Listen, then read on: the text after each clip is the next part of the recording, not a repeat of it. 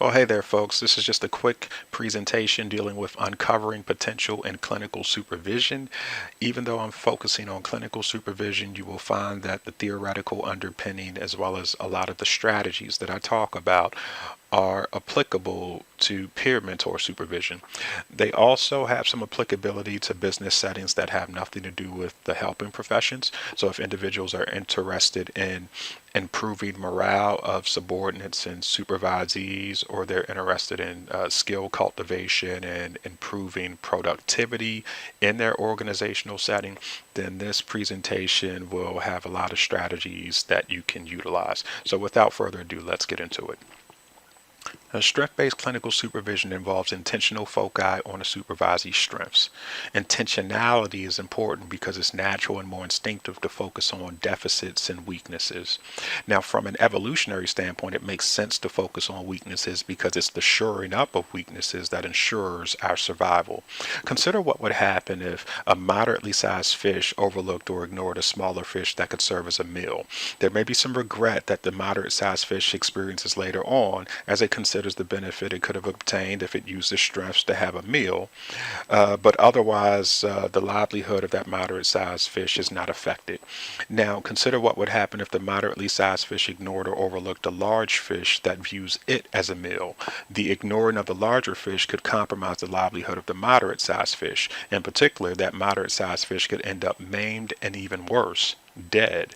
So focusing on deficits or weaknesses ensures survival, but when that same orientation is used in the context of supervision, it can strain the dynamic.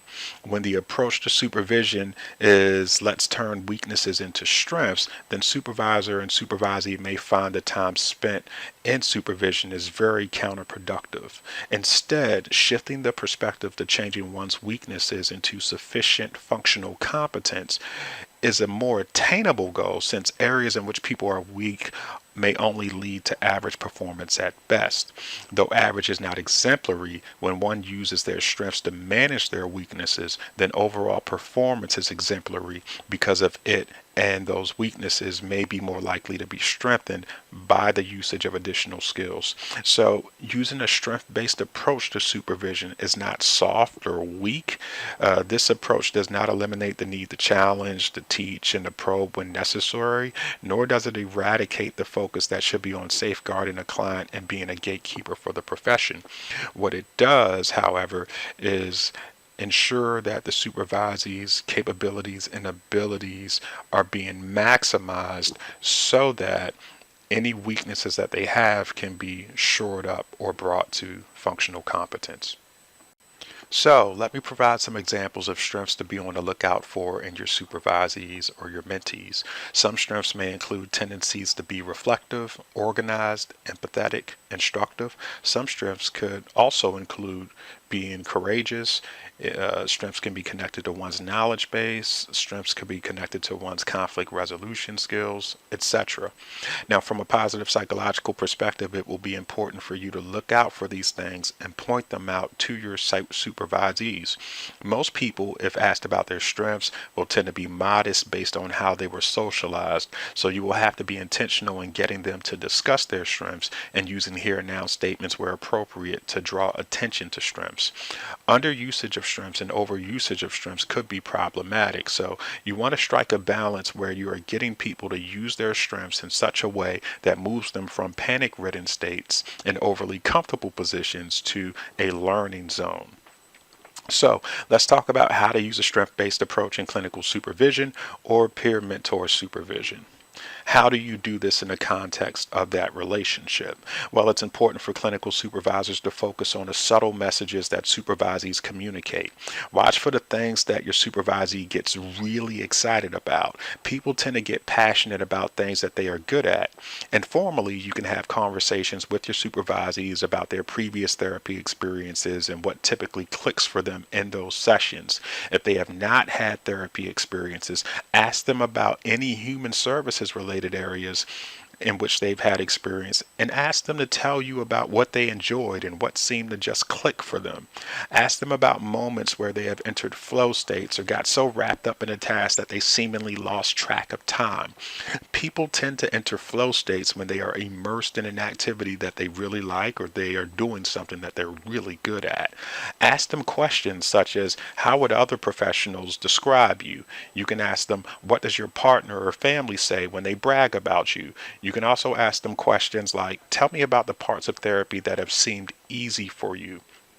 So you want to provide examples for them on how you have used strengths to manage your weaknesses as well.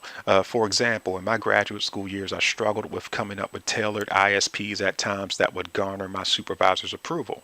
My goals and objectives were generic at times, and as I tried to remain true to the vernacular of a manualized treatment or verbiage more in alignment with a particular theoretical orientation, those ISPs weren't really tailored language wise to the clients, and even some of the activities could use some tailoring. That particular skill, the putting together of a bespoke ISP, was problematic for me and a weakness. However, over time, I found out that I was a skilled listener. One of my strengths is listening, processing, and distilling information in summarized form. So I used that strength in sessions with my clients, made session notes that I wouldn't have a problem with my clients seeing if asked. And when the session concluded and when I started working on my treatment plans, I used my session notes and thoughts in regard to conceptualization to create a plan that was tailored for the client. So that's an example that involves me talking about how I leverage the strength of mine to manage a weakness. So you'll talk about your own experiences of taking a strength and using it to address weaknesses.